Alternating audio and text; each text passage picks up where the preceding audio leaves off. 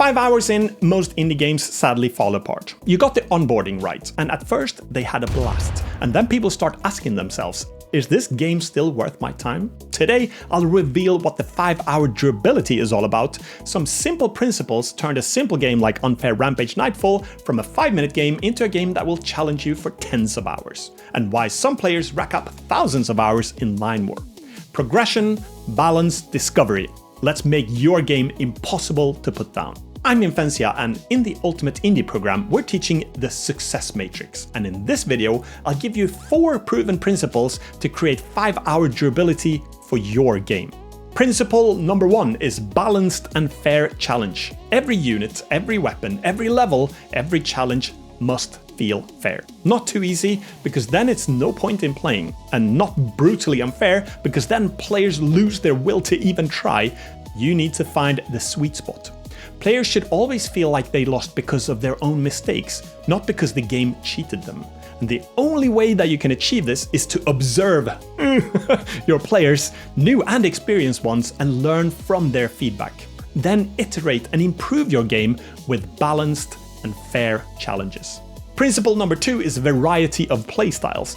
Let players express themselves. In Unfair Rampage, you can speedrun the gaps the safe way, or go full risk taker and collect every point by eliminating every single enemy while dodging extra hazards, and the feeling of pressure will build up as the world crumbles behind you. And in Line War, most people take the Blitz approach, where others self-enforce a 1-hour no engagement rule, resulting in massive conflicts. It's the same core loop, but 2 completely different experiences. This is why platformers have coins to collect and RPGs have side quests to satisfy the completionists, and they're optional to satisfy the speedrunners. Principle 3 is satisfying progression. Never let the players hit a wall too early or stall for too long. Balance the learning curve and offer meaningful upgrades. And design your game to chase that, oh, come on, just one more time. In single player, this means as the player's skills ramp up, raise the difficulty and add more complexity and make the player more powerful so they can tackle tougher enemies. In multiplayer, this means perfect fairness. No spawn trapping, no pay to win junk.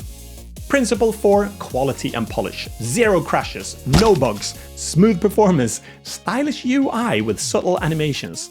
If something clips through the floor or the menu feels janky, players pick up on it. Polish makes the player feel that the game respects their time, and that respect keeps them playing. Once you follow those 4 core principles, you sprinkle on and layer the long-term magic. Reward long-term progression by leveling up, unlocking content, and adding achievements.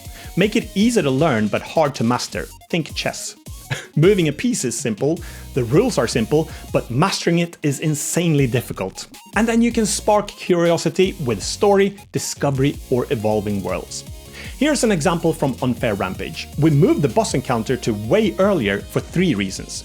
To provide an early reward, to make players aware that they're even a boss in the game, and to practice boss attack patterns. Then we turned one 12-minute level into multiple rounds, rewarding experts by raising the difficulty, adding visual changes, increasing the speed, and skyrocketing their scores. For long-term progression, I added Steam leaderboards, deep stats, every jump, every dash, every double jump, and we added achievements. And suddenly a 5-hour game became a 50+ hour game. In Line War, procedural maps provide infinite replayability. Funny enough, chess with its 64 squares and 32 pieces already feel like infinite replayability, so procedural maps boosts that even further. The game also offers varied gameplay. Some matches are pure navy battles, others need perfect air support, and then we added mid-game tech upgrades, deep strategy layers, and real emotional stakes, that gut punch that you feel when you lose a 45-minute tournament match.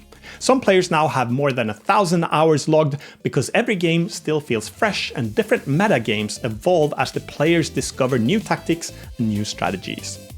Now it's time for you to take some action, so write down 3 ideas for your game. Number 1 is, how will you introduce meaningful playstyle variety? Number 2, where can you add that just one more try reward loop? And number 3 is, what long-term progression will motivate your players to return? Now go build something durable that players literally can't stop playing. And by the way, your first game shouldn't be your dream game. It should be a game that teaches you how to finish. You can check out this video where I'll help you decide what game to make and how you can progress from there into more ambitious and advanced games.